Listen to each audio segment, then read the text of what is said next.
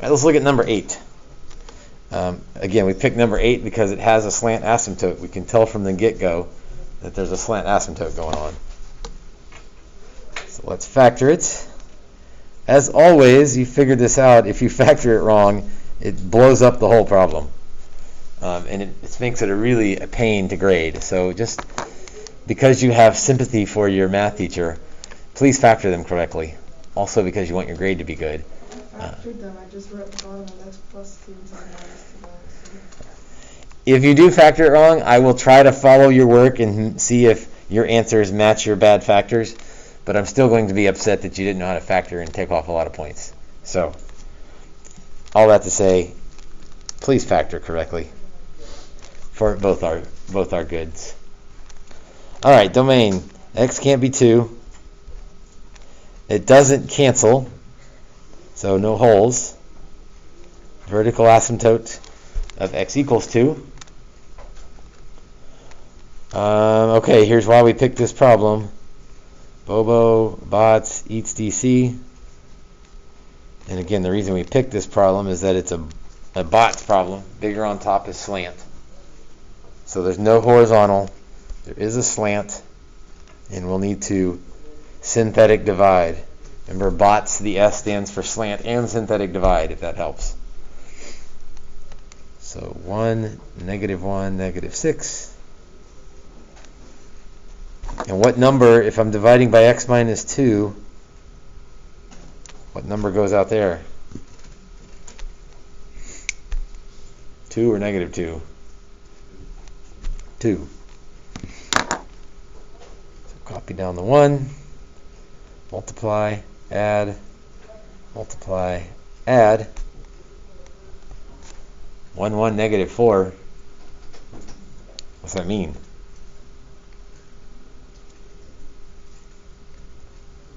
Natalie, what's that mean?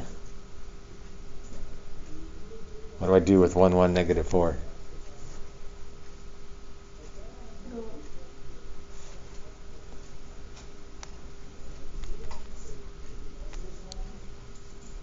We started with x squared. We divided by an x. So we're down to an x.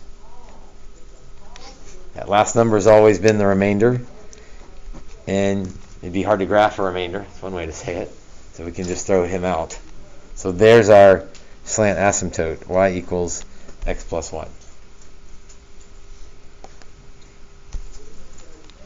All right. Y-intercepts would be whatever, we plug in 0 for x. So that would be, looking at the unfactored form, -6 over -2 would be 3.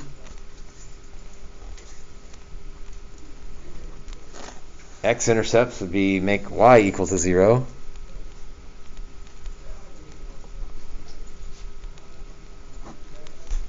And again, it doesn't matter what's in the denominator. We care about the numerator.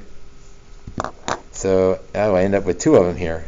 X equals 3 and x equals 2, -2. Write them as ordered pairs because intercepts are ordered pairs, so don't just say x equals 3 and x equals -2. Those would be lines. We want them as ordered pairs. Now let's see if we can graph this thing. So x equals 2. Y equals x plus 1. Okay, hopefully we're okay graphing lines. Y equals mx plus b. So we'll begin at 1. That's our y-intercept. And then our slope is 1, so up 1 over 1.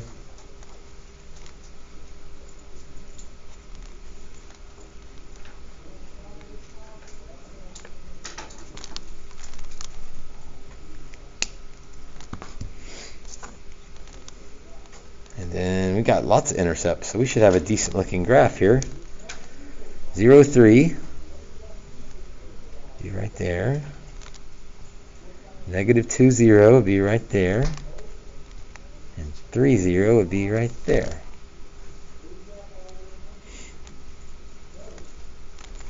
So on the left side, I feel pretty good. I got 2 points in there. I suppose I could plug in x equals 1 if I wanted one more point to help.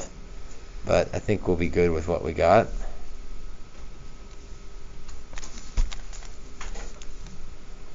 On the right-hand side, we got 1 point, which is enough. But I want to try another point maybe out here somewhere. So that would be 1, 2, 3, 4, 5. I'm going to try x equals 5. I don't have to. If you're comfortable and pretty sure where the graph goes, then sketch it in and move on. But I want to make sure. So 5 minus 3 is 2. 5 plus 2 is 7. 5 minus 2 is 3. So 14 thirds. 14 thirds. That's almost 5. And that's good enough for graphing purposes, right? Like 15 thirds would be 5, so I'm going to go up to almost 5. 1, 2, 3, 4, almost 5.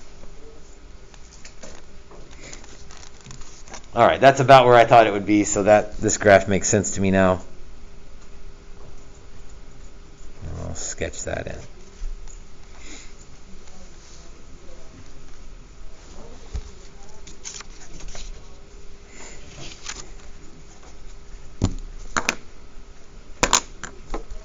All right, your assignment is the rest of them.